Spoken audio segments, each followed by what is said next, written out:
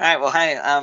My name is Andrew Keski. I work for the U.S. Forest Service at the Geospatial Technology and Application Center in Salt Lake City, Utah. I'm going to talk to you today about the U.S. Forest Service National Base Map. So to introduce what this is, I'd like to just talk for a minute.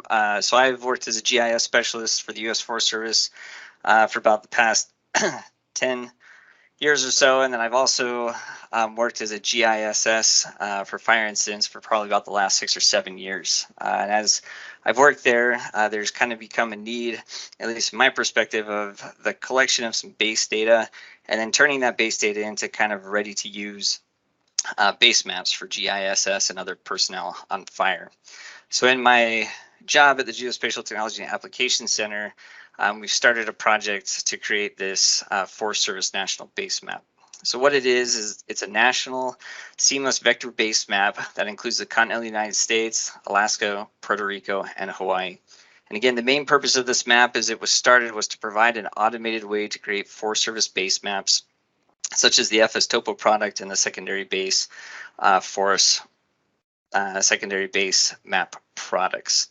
We wanted to do this using authoritative data from different government agencies, so the Forest Service, National Park, BLM, and the USGS as well.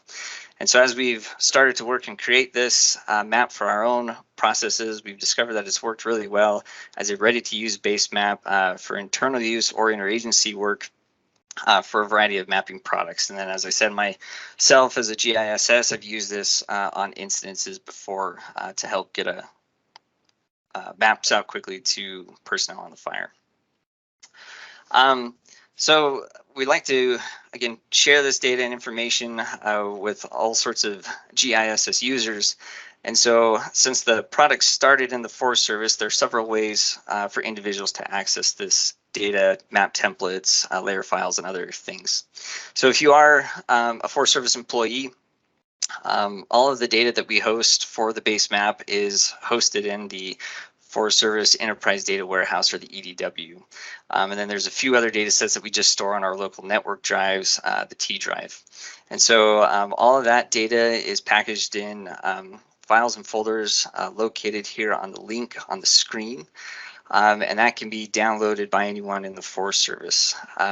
When you take the map files from that location, ArcMap is used through Citrix to then download the data using the BMM data extract tool. And then from there, once the data is downloaded, there's ArcMap or ArcPro templates, layer files to then use the data for a variety of maps and products that you have a need for. To make this more available to our interagency partners, especially through fire, the data and the tools that were originally created for the Forest Service have been adapted for interagency fire use. And so one thing I did just want to mention that some of the data that is used is actually licensed, so please keep it within fire incident use.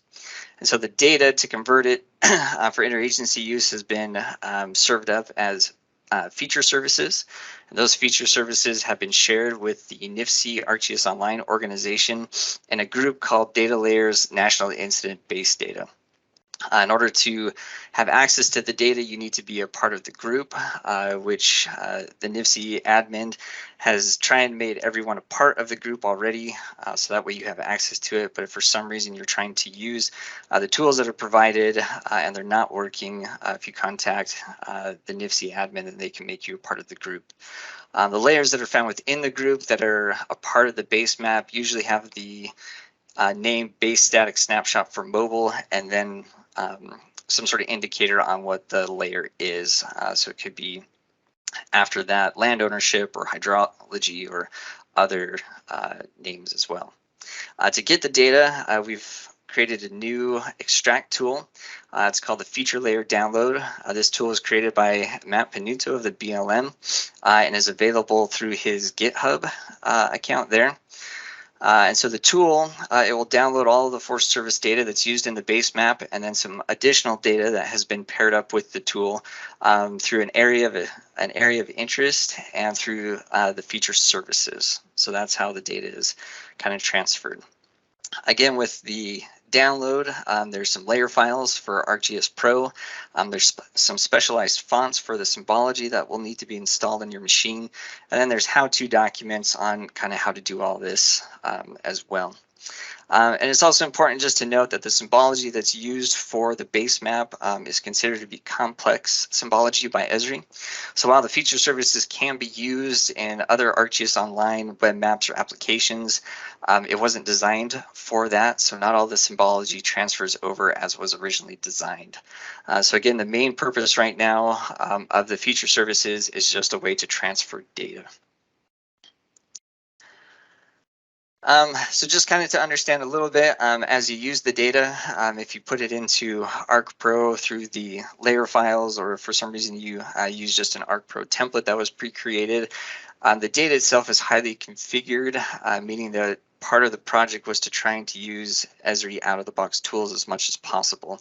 So the tool itself will download all of the data that is available in the area of interest, but as you open up the ArcPro and put the layer files in, there might be what appears sometimes data missing. The reason for that is because, again, there's definition queries, there's different symbology groupings, there's also labeling expressions, and so there might be some things that you want shown that aren't being shown right now just because there's a definition query or something else like that on there. So again, you can go into those settings, you can remove some of those definition queries to show the additional features that maybe don't appear to be there, but probably are from the original data extract.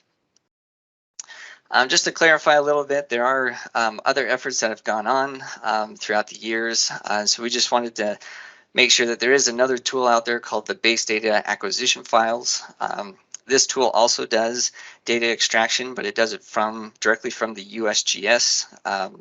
It takes, quadrangle data, downloads it for, again, an area of interest, and then merges it all together. So this is directly from the USGS. So the Forest Service National Base Map does use USGS data, but the templates that we've created do have different configurations, settings, and purposes than what the USGS ones do. So they're both good data sources and good uses, but just wanted to make everyone aware and kind of clarify that they are two different things. And so what do we plan to do with this tool? So moving forward, the group that I work with at GTAC, the Data Development and Cartography Group, is the one that started the creation of the Forest Service National Base Map. And so we have incorporated this into all of our base mapping workflows and processes. And so there is a lot of time and effort and people that plan on maintaining this well into the future. So we don't have any plans at all to drop any of the work that we're doing. And so for the next foreseeable future, the data, the templates, layer files, and everything will be maintained and refreshed as new data and everything becomes available. All the different tools that we've provided, extract tools, those do have plans as well to be updated and maintained from year to year. And as technology grows and adapts, we do have plans to accommodate that as much as we possibly can. And then now we've really started moving out of the testing phase with the different templates and data and stuff that we've been using. And so as we do that, we do plan on adding additional products that will become available in the future, product refinements. As we've gotten feedback, there's been requests for certain things. We'll have time to begin to entertain a lot of those different things. We also do have aspirations of making VTPKs for the Forest Service that, again, can be used for interagency work as desired. And then again, a variety of pre-done PDF and GeoTIFF maps that will be available for use by anyone in the Forest Service or interagency partners. So that's kind of the rundown of what it is. Thank everybody for their time and listening. If you do have any questions, please feel free to contact me again.